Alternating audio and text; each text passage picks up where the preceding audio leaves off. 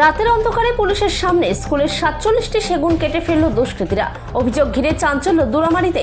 জলপাইগুড়ির বানারহাট ব্লকের দুরামারি চন্দ্রকান্ত হাই স্কুলে রাতারাতি কেটে ফেলা হলো একের পর এক সেগুন গাছ।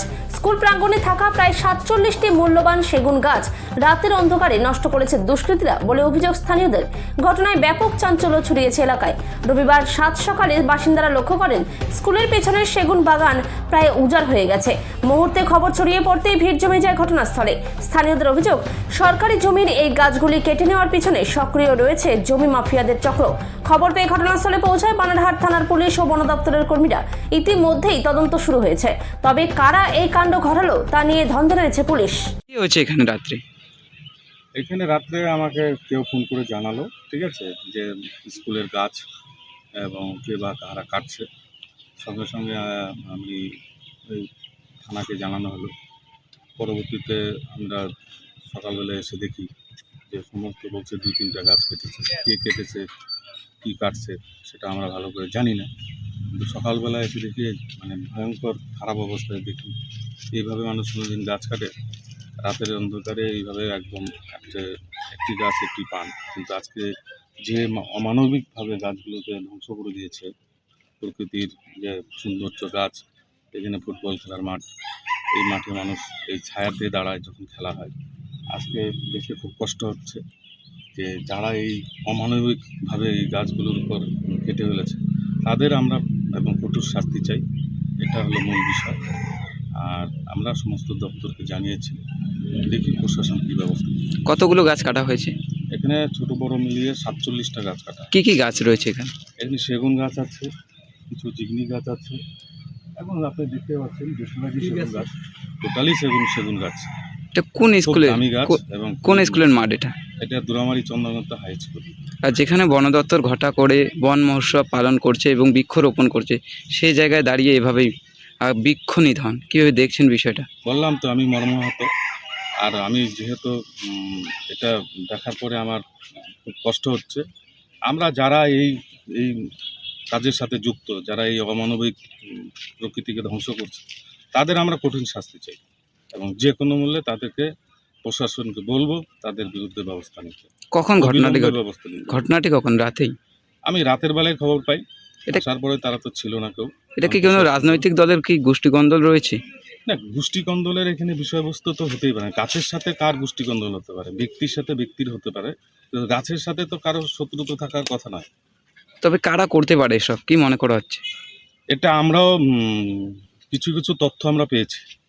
আমাদের কাছেও অনেক তথ্য আছে, যেগুলো আছে মানুষ বিভিন্নভাবে যারা কম বেশি বুঝে যাচ্ছে, নিশ্চয়ই প্রশাসন সেটা ব্যবস্থা গ্রহণ করবে, এটুকু আশা রাখি। বন দপ্তর কি বিষয়টি কি জানাইছে এই বিষয়ে? হ্যাঁ, বন দপ্তরকে জানানো হয়েছিল, কিছুক্ষণ আগে বন দপ্তর এসে দেখে গেছে। কি বলছে বন দপ্তর? ওনার হায়ার অথরিটিকে জানাবে, কারণ একটা দুটো গাছ না তো প্রচুর গাছ। এখানে নিশ্চয়ই যারা এই খারাপ কাজটা করেছে তারা তো সেই বিষয়ে তদন্ত বা তারা হায়ার অথরিটিকে জানাবে। এ বিষয়ে কি থানায় লিখিত অভিযোগ করবেন? না, করবেন বলতে দেখেন, আমরা তো এটা এখানে স্কুলের হেডমাস্টারের করা উচিত, কারণ তার সম্পত্তি। সঙ্গে অবশ্যই প্রধান, যেহেতু ওভারঅল প্রশাসক গ্রাম পঞ্চায়েতের, প্রধানও করতে পারে। তো আমি অবশ্যই প্রধানকে বলবো।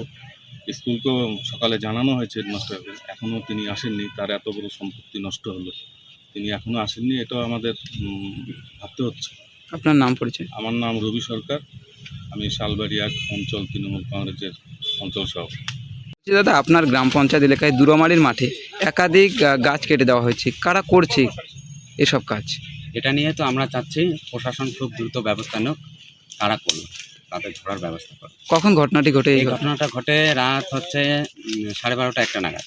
আমার কাছে একটা সময় ফোন আসে, সেখানে কে বা কাহারা গাছ কাটছে। কতগুলো গাছ রয়েছে এখানে আমি নিজে হাতে গুনেছি 47টা গাছ।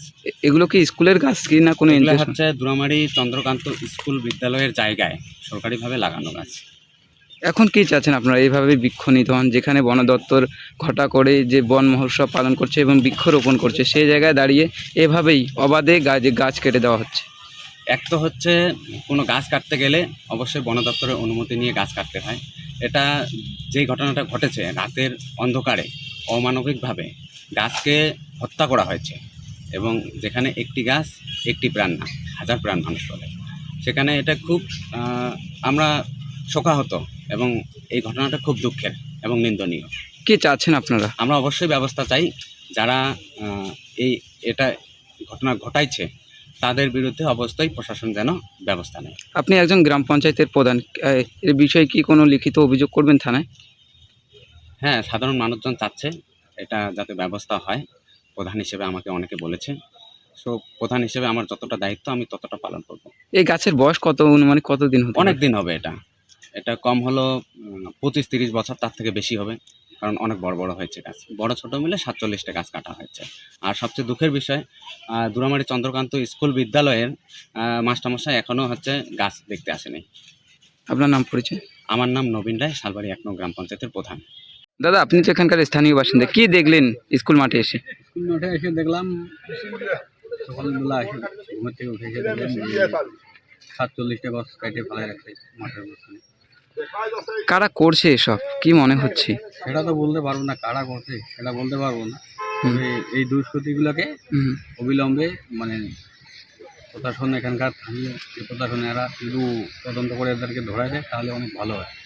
এখানে কি জনপ্রতিনিধি বা পুলিশ প্রশাসন আসছে কি ঘটনাস্থলে? হ্যাঁ, এখানে মোড়াঘাটের রেঞ্জ অফিস থেকে ডিপার্টমেন্ট আসছিল, এসে দেখে গেলাম তদন্ত করে। এখানে প্রধান দেখলাম উপস্থিত ছিল, উনি কি বলছেন এই বিষয়ে? হ্যাঁ, উনি দেখবেন, উনি এটা তদন্ত করবেন এবং বিষয়টা নিয়ে উপর মহলের যা দপ্তরে যারা আছে তাদেরকে উনি চিঠি করবেন।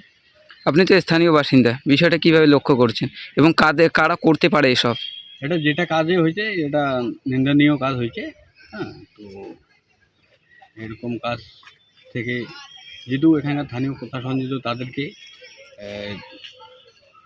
একটু তোমার শাস্তি ব্যবস্থা করে তাহলে অনেক ভালো হয়।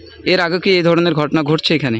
না, এর আগে ঘটেনি, কি প্রথমে। কি কারণে হতে পারে, কি আশঙ্কা করা হচ্ছে? সেটা বলতে পারতেছি না, কি কারণে হচ্ছে সেটা বলতে পারতেছি না, কারণ যা করছে, যা ঘটনা ঘটাচ্ছে এগুলো নিন্দনীয় কাজ, এগুলো অন্যায় ঘটনা। রাতে এই ঘটনাটি ঘটছিল? হ্যাঁ, রাত্রে। কতগুলো গাছ রয়েছে এখানে? এখানে মোট রয়েছে 47টা। এটা কি সব স্কুলেরই গাছ? হ্যাঁ, আপনার নাম পরিচয়? আমার নাম সিজুল হক, শালবাড়ি 1 স্থানীয় বাসিন্দা।